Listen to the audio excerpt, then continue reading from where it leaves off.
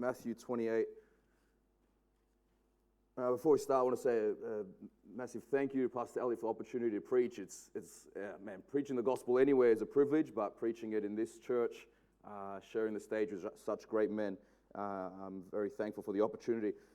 Recently, Beck and I had the privilege to go to the Prescott Conference in July in their fantastic new facility there. It was an amazing time. And on the way back, we stopped through New York for a couple of days, and we were able to go to the September 11 Memorial and Museum that they have recently built there. And we all know September 11. If you have memory, you would remember that day. You remember where you were. You remember what you were doing. Because that date is tattooed in all of our hearts. It's remembered very clearly. I remember I was in grade 5 and driving to school, and I remember exactly what was happening that day, and because it affected us. And on September 11, we saw the best and the worst of humanity at the exact same time. We saw the worst on one hand. We saw these demonic-filled Muslim terrorists hijack these 4 planes, fly them into the towers and around America. But on the other hand, we saw courageous policemen, firemen, responders rush in to a burning building when everybody was rushing out. And they gave their lives to save others. The museum, they had a quote. The firemen said, their aim was not to extinguish the flames, but to evacuate as many people below the point of impact as possible. And this morning, church, I want to declare to you, our job is not to extinguish sin from the earth. Our job is to save as many people as possible and rescue them from this burning world. I've got a quote here from William Booth that really stood out to me. He says, most Christians would like to send their recruits to Bible college for 5 years. I would like to send them to hell for 5 minutes. That will do more than anything else to prepare them for a lifetime of compassionate ministry. So I'm going to preach a sermon this morning on Missionary Morning entitled First Responders, a tribute to all those that gave their life that day and all those men and women, police officers, firefighters, those in the ambulance that risk their lives every single day for all of us. So let's read from Matthew 28, verse 19 and 20. But Jesus says, go therefore and make disciples of all the nations, baptizing them in the name of the Father and of the Son and of the Holy Spirit, teaching them to observe all things that I've commanded you, and lo, I am with you always, even to the end of the age. Amen. Let's pray. God, we thank you for your word. I thank you for this conference body, God, for our fellowship, God, that we believe in evangelism, discipleship, and church planting. God, I pray, put a burden on our hearts for world evangelism, God. Those people that are in need, God, I pray, soften our hearts to the gospel. God, send forth missionaries and laborers from this congregation this evening, God, in Jesus' name. Everybody says, amen. First, we want to look at the value of a soul, and how do you determine the value of something? You know, some people's trash is another person's treasure. And growing up in a WOG family, we were able to turn a lot of trash into treasure. We did very well with that. But I think today that's one thing that is treasure but is being misplaced for trash is human souls. Value is measured by what you're willing to pay for something. That's what how you measure or gauge its worth. And Jesus makes it clear the most valuable thing in all the earth is a human soul. He showed that and demonstrated that by his actions, by what he was willing to pay. So many people today wonder about their value in life and am I important? Am I worth anything? But Jesus makes it clear how valuable every single human being is. Think about this, that he left his throne in heaven and decided to come to earth, born in a disgusting manger, a feeding trough. He left a sinless, pure, holy, righteous environment and lived in a sinful, evil, unholy, unpleasant environment here on earth. And not only did he just come, he lived a sinless life. He willingly put himself through pain and torture and through betrayal. And can I say, probably betrayal is more painful than physical pain. And he went through that. All of his men left him. All those that followed left him, and he allowed that. He allowed them to get nails and put them into his hands. He allowed them to get a crown of thorns and dig it into his skull and his head. He allowed them to beat him and pull his beard from his face. He allowed them to whip him. He allowed them to crucify him on a cross where he would hung and suffocated in agony and torture. They say for around 6 hours just hanging there. At any point, he could have just decided this is enough. But he was willing to pay that price because souls are the most valuable thing in the world. And he gave his life for it. And he did all that to show us how valuable we are to him. We understand, for God so loved the world that he gave of himself for us. He didn't just send some random person or send something. He gave himself for us. The Lord of heaven and earth came down for us and gave his life for us. And many people today, they think, what should I give my life to? Should I give it to this career or to this sport or to culture or family? But we should look at what Jesus gave his life for. Luke 19:10, for the Son of Man has come to seek and save that which was lost. 1 Timothy 1:15, this is a faithful saying and worthy of all acceptance, that Jesus Christ came to the world to save sinners. Romans 5:6, for when we were still without strength, in due time, Christ died for the ungodly. For scarcely for a righteous man will one die, yet perhaps a good man, someone would even dare to die. Maybe for a good person, maybe someone would give their life. But God demonstrates his love towards us, that while we were yet sinners, Christ died for us. While we were at our worst, God gave his life for us. You know, Jesus, you read through the Gospels, he gave his life and his time for individuals. John 4, he meets the woman at the well of Samaria. He goes to Samaria to meet the Samaritan woman. And we understand that Jews and Samaritans, they didn't get along. They didn't value each other. They didn't like each other. But Jesus says, you're valuable to me. Regardless of what culture says, regardless of what other people say, you're important. And what's the last thing Jesus did before he died? He's hanging on this cruel cross and he's still reaching out to the thief and giving him hope of salvation. Today you'll be with me in paradise. I don't know about you, but if I was on that cross, I'm not thinking about anybody else. You guys have done this to me and I've had enough and I'm getting out of here in a couple of hours. But still in his dying breath, and we read that in the Bible, we read, and he's just like he leans over, today you'll be with me in paradise. But put yourself in that situation. He's hanging on a cross. They say most people would die on the cross from suffocation, blood and water getting into their lungs. And to speak, he'd have to lift his body up, and he's putting all of his energy and the weight into his feet where the nails are, and it's putting him in so much pain. And he does all of that to reach out to this sinner beside him. Because souls are so valuable. They're the most important thing in the world. The Bible is full of scriptures to show us the value of a human soul. Let's break a couple of them down. Mark 8:36 and 37. For what would it profit a man if he gains the whole world and loses his own soul? Or what would a man give in exchange for his soul? Jesus is putting the human soul on a set of scales. And on one side, he puts just one person, one human soul on one set of the scales. Then on the other side, he puts all the world, all your dreams, all your hopes, all your plans, all the money, all the property, all the career, all the sport, everything you could ever imagine. And he puts it on the other side, and the scale doesn't even move 1 millimeter. It doesn't even compare. It's not even close. It's not like, a little bit. The whole world, give everything you want. But one human soul is more valuable. That's more important than your career. It's more important than your house. It's more important than your car. It's more important about anything that you have. One human soul. Jesus makes some pretty serious statements about the soul. Mark 9:41, he says, for whoever gives a cup of water to drink in my name because you belong to Christ, surely I say to you, he will by no means lose his reward. He goes, you help one person, you're not going to lose your reward. A cup of water, the most basic thing, because he says you're helping a soul. But he moves on in verse 42, he says, but whoever causes one of these little ones to believe in me to stumble, it would be better for him if a millstone be hung around his neck and thrown into the sea. It's pretty extremes. Because he says you don't mess with people. He goes, you don't destroy people. You don't hurt human souls. This is the most valuable thing.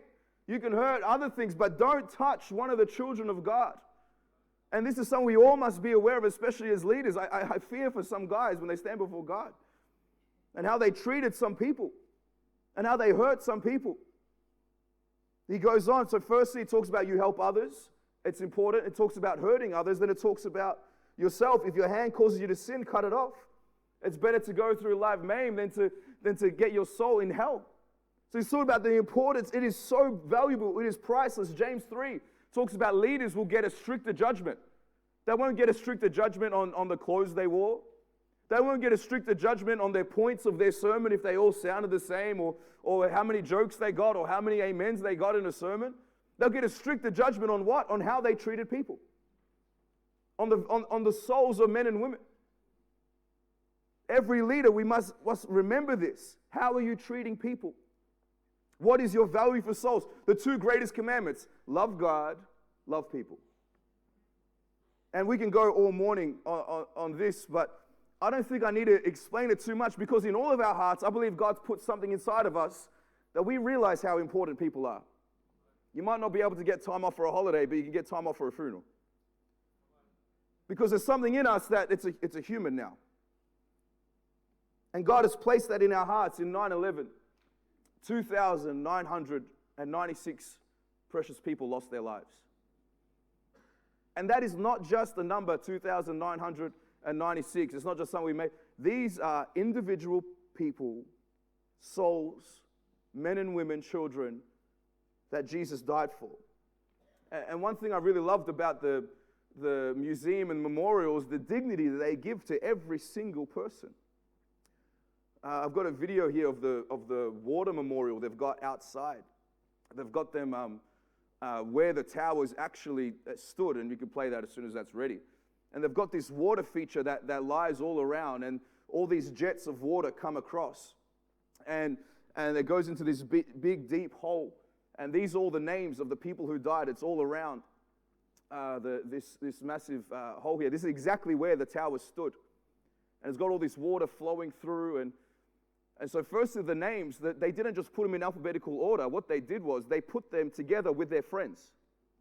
So if they're on the same level or they're sitting in the same desks together, they'll put themselves together. If they're on the same plane, they'll put themselves together. They'll put their managers and bosses, they'll put them together. They'll put their friends together, because they gave dignity to every person. Then those jets, that water that you saw, they're not just random jets flying everywhere. Do you know how many jets of water there are? 2,996. Because they gave every single jet dignity. Every single person that died that day, they gave dignity. It's inside all of us. Going through this memorial, they had the posters, and we could put that photo up as well. After 9/11, obviously many people were missing and many people lost their lives, and they had these posters up. Family members would go around, and you see here, they'd put pictures of these people up, and they'd say missing, and they put their name and rewards if you find them, or call this number. I think I've got another photo there as well. And seeing that, it makes it personal. These aren't people, random people, these are loved ones. These are family members. These are ones that people are hurting and crying and desperate for. The anguish of their heart is burning for these people. The next photo, you actually can't record in this room, but I found a picture online, is they had this room, you walk all these different rooms, and it had all these pictures around. And they had a picture of every single person that died that day. 2,996. Every single person was there. And on these interactive screens at the bottom, you can press someone, and it will give a description of them, what they did for work, their life, their family, their hobbies. Every single person. Because there is value in human souls. Then, as you walk out, you can take that down. As you walk out of this room, they have this stereo playing, all the speakers have got these voiceovers playing. And it's friends and relatives of those who died. And they say things like, my father, and they'll say the name. My sister, my wife, my children. And it broke me there, because what if it was my father? What if it was my son? What if it was my wife? What if it was my friends? It gives a different meaning. They're not just people out there. And people out there in this world, they need Jesus. They're not just people or numbers that we send on a gold sheet. They're people. They're souls. And they're the most valuable thing in the world. So let's look secondly at the responders. The events of 9/11, absolutely horrific. And it took them 9 months just to clean up the mess. It was 1.8 million tons of rubble that they had to go through. And it's nearly impossible to explain the destruction that was there. The towers were 541 meters high. The MCG ground is 160 meters. So 3.5 times the MCG standing up. And just incredible destruction that fell. And I've got a couple of pictures here. You see the antennas. You can put them up. And this antenna, you see them on the top of the towers, and they don't look too big. They don't look too wide. They just look like these skinny sticks hanging off the top. And this is the size of it. This is the width. It's actually 110 meters high. I've got another photo from another angle. Imagine that falling out of the sky. And all around those two buildings, all this rubble was falling out and all this destruction. But inside those buildings, people needed help. People needed rescuing. Also here at this museum, they have the fire trucks, and you can put them up. And you'll see at the front of this fire truck how it's been shattered. You see at the front there, I think the next photo might be a bit clearer. This is the actual fire truck that went to Ground Zero that day, and Ladder 11. And what happened with these men, Ladder Company 3, they heard about the attacks, and their captain, Patrick John Brown, called up dispatch and said, "Send me and my men there." You see at the front how it's all smashed and broken. That's from the debris that was falling out of the sky, and it landed on the truck. And he called up dispatch and said, "Send us there." There was other places where they needed help, but he said, "Send us right to the towers. Let us run into the towers." He went. His crew of 11 went. Some had just finished an overnight shift, and they decided, "We are going to go." And they ran into the North Tower. And that day, 343 firefighters gave their lives serving their country, saving people. And their motto, you see all through the museum, is this: "I just did my job." You see interviews, they're like, "We're not heroes. The ones that survived, we're not heroes. I just did my job." And as Christians, it's just our job. It's not this great thing that, man, I'm so amazing.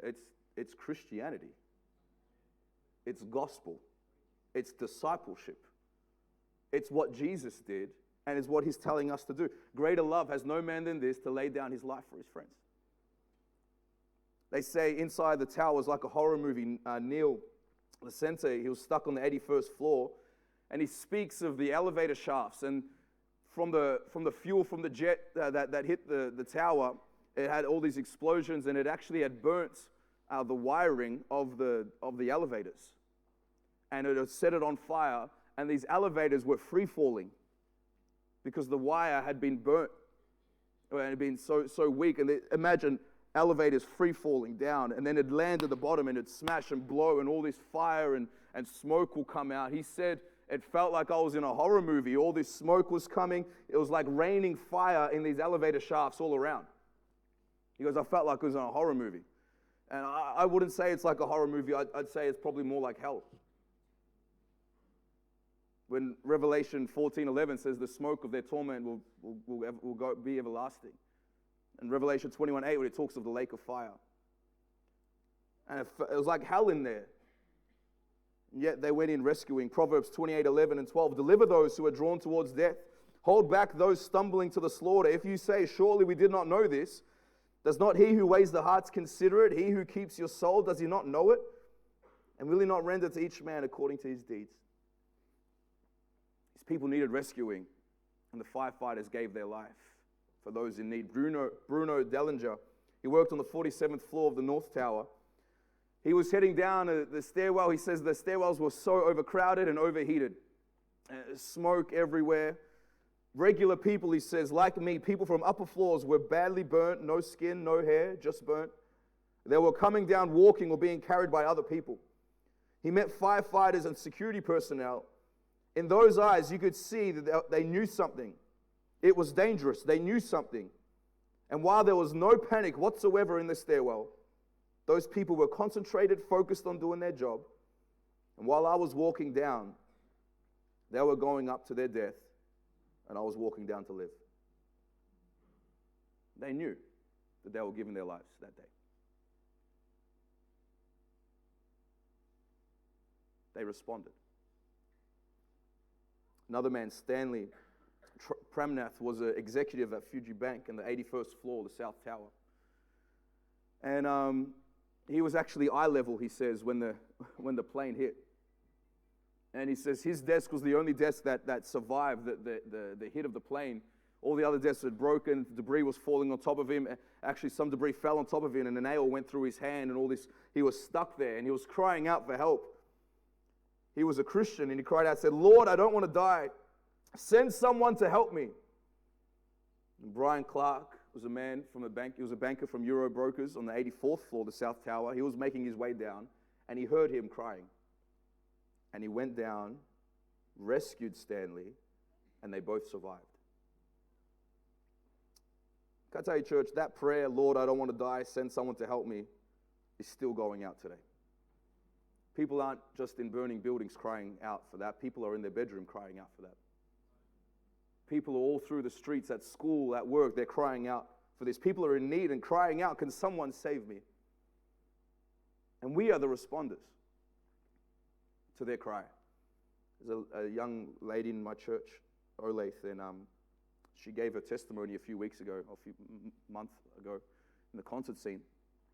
She said she had a good childhood, but in 2012, everything changed. Her brother died, and he was only 3 months old. She said it broke her. She felt responsible. She's the oldest of 5. And after that, she started gaining a strong relationship with her dad, because she never had that at a young age. It's building and it's getting stronger over the next few months. And later on in that same year, 2012, her dad committed suicide. And she said she couldn't handle it. It was just too much for her. Her brother, her father, utterly broken, couldn't stand. And a couple of years later, at only 11, she started cutting herself. It started off as a joke, she said, but then she'd do it with other people. Then she'd get bullied at school, and she'd carve the person's names into her arm. And what they'd call her, they'd carve it into her wrists and her arms. And this went on and on and on and on. One day, she just wanted to end it all. She got the rope, and the rope was around her neck. And by the grace of God, she got a phone call from someone, convinced her not to end her life. But the suicidal thoughts kept coming. The cutting kept coming. And one day, a young girl from our church just invited her to church. She said, no, I'm not interested. But really, she's broken and needed help. She eventually came out to church. And she says, I just went just to have a laugh. She goes, I started even laughing during the altar call. She goes, but the joke was on me, because 1 minute later, my hand was raised up in the air. And I came down to the altar and gave my life to Jesus. And she goes, I'm completely delivered from all these suicidal thoughts. No more cutting, no more thoughts. There are people like that everywhere. She's only 16. There are people like that everywhere. And if you saw her, you wouldn't even blink an eye. You'd think nothing's wrong.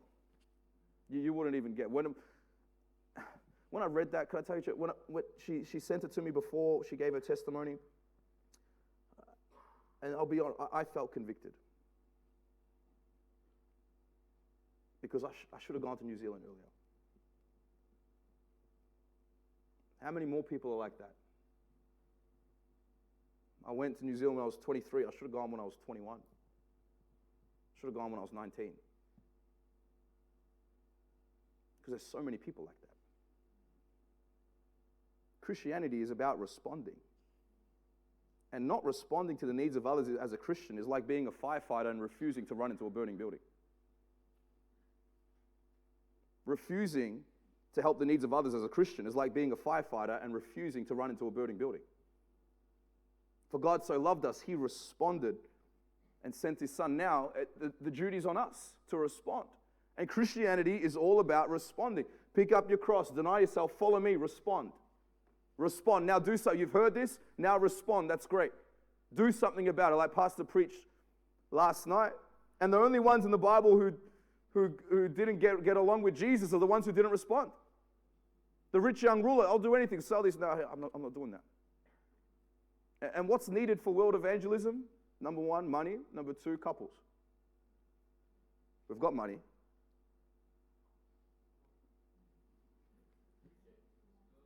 You saying we don't have enough money in Australia?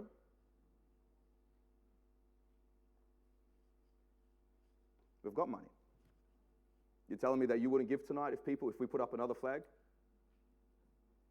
When was the last time we put up another flag in Footscray? Our text is a great command. Go into all the world. Make disciples of all nations. And the emphasis is go. Go because there are souls in need. Go because souls are the most precious thing in all the earth. Go because souls are more important than your dreams and your hopes and your plans and your future. Go because there is a need at hand. Not go because there's a carrot at the end. Because the firefighters running up the building didn't say, what about my benefits? What am I getting paid for this? How's this, what do I get? How am I sure I'm going to be protected? They didn't do that. They ran because there's souls in need. And I can preach this sermon completely different and talk about all the benefits, and there are benefits, but we don't do it for the benefits. We do it because there's souls in need. We do it because Jesus said, go. We do it because time is running out. We do it because Jesus Christ is coming back soon, and we talk about the second coming, but how many still haven't even heard about the first coming yet? We go because Jesus said go. That's it. That's the end. What else do we need to say? Jesus said it. What else do we need to add to this? But I don't feel it. Where is that in the Bible? Jesus said it. Why else do we need to press, but you might get some money or you might get... And by that, God is the one who gives us the power to gain wealth. And so if we're not doing it because of money is insanity. What is money? What? Go. Because how are they here without a preacher? Go. How can they believe on him of who they have not heard? Go so we can plunder hell and populate the kingdom of heaven. It's our duty. And the call has not changed. Evangelism, discipleship, church planting, it has not changed. Thank God we have such a great fellowship. You say amen. That we could stick by the stuff and Pastor Mitchell doesn't show up with ripped jeans and all this trying to be. We just preach the gospel like men. Thank God for the men of our fellowship. Thank the Lord. So let's close with making the choice. Very moving part of 9/11 memorial, and I know I've said that a few times, but every part was moving. So I wanted to rush through, had other things to do, and I spent like 3.5 hours there. There's a video of the staircase. We can get that going. And this staircase is called the Survivor's Staircase. And the World Trade Center had three staircases. This is the actual staircase. So at the start, this is what it looks like before all the rubble and everything fell. And then over here on this next side, they look nice and clean and beautiful and perfect. And then over here, this is what it looked like as they were going down. These are the actual stairs. This is staircase A. And so the World Trade Center only had 3 staircases. If it was done today, by law, they'll need 5 or 6 staircases. And there was a problem because staircase B and C got blocked. And the reason is because the staircases were too close to each other. They were in the middle and they were right next to each other. But staircase A was further away. And so when the plane hit the building, it broke through on staircase B and C, knocked them out completely. And only staircase A was a viable option and they could go down. These were the stairs of hope. Can I just imagine if the other staircases were clear and available? Imagine how many more people could have made it down. Imagine if there were more staircases. Imagine if there were 5, 6, 7, 8 staircases, stairwells. Imagine if the stairwells were further apart.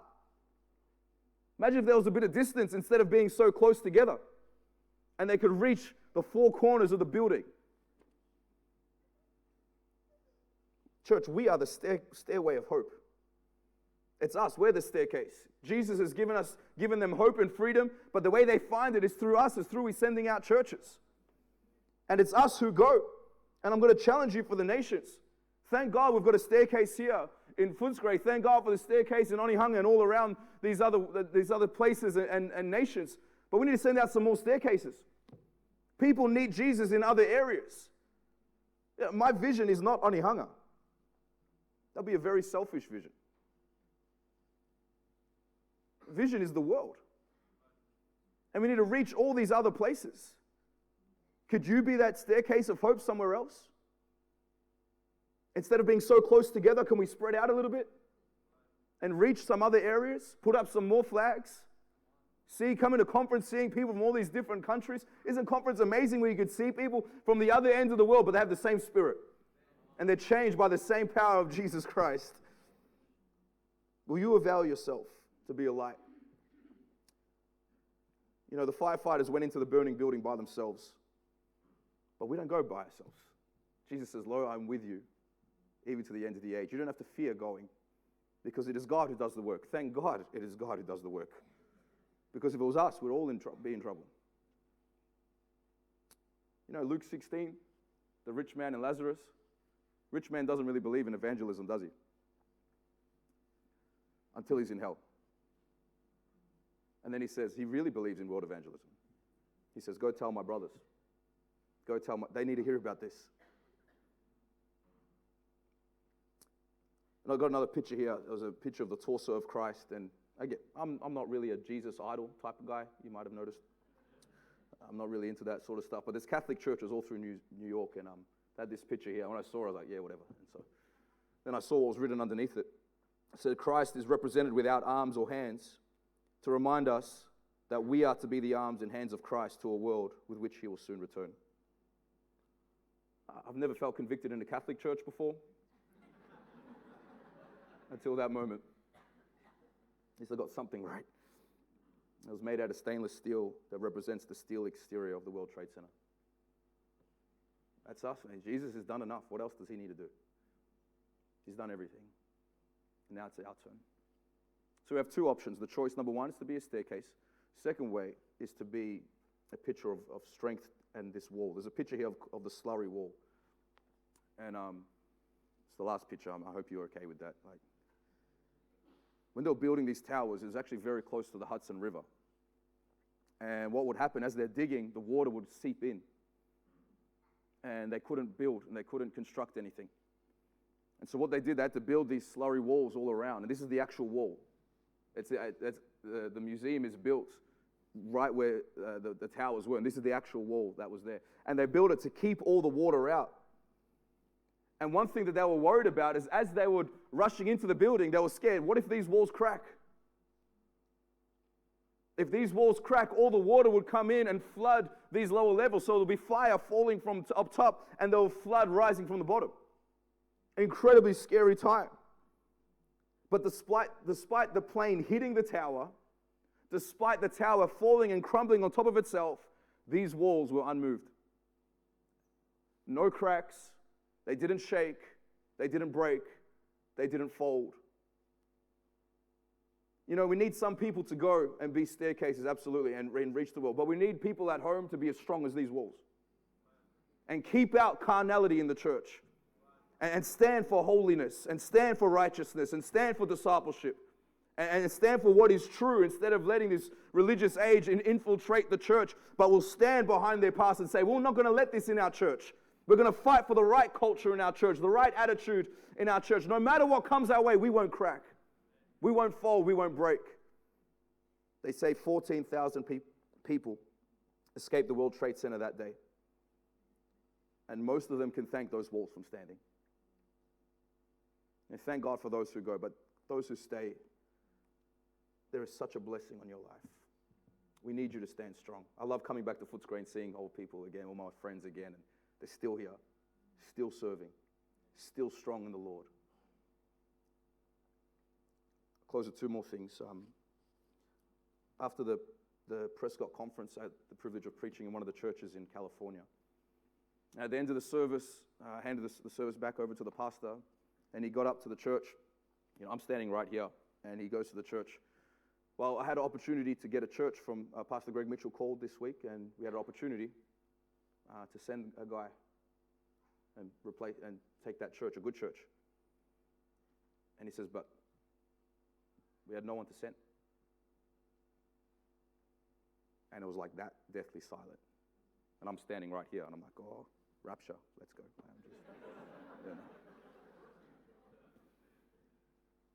I had no one to send. Don't let us get to a stage, church, where we have no one to send. We've got money. We can send. But we need men. We need couples willing to go. You may have heard of a man by the name of Adoniram Judson. He was one of America's first missionaries. And he went to Burma, and they'd never heard the gospel before. And for 7 years, he's preaching. Not one convert. Now, that's pretty discouraging. I get discouraged at the weekend and no one saved. Imagine 7 years, not one person saved. Then another 6 years before he had enough to even just start a church. In the last year of his ministry, 21 years later, so after 35 years of ministry, 7,000 people were saved from his ministry alone in Burma. A study done 10 years after his death, they found that 210,000 souls had been saved from the influence of his ministry. How many of you want a destiny like that? Not many? How many want a destiny like that? You touch 210,000 souls. So who's willing to go to Burma?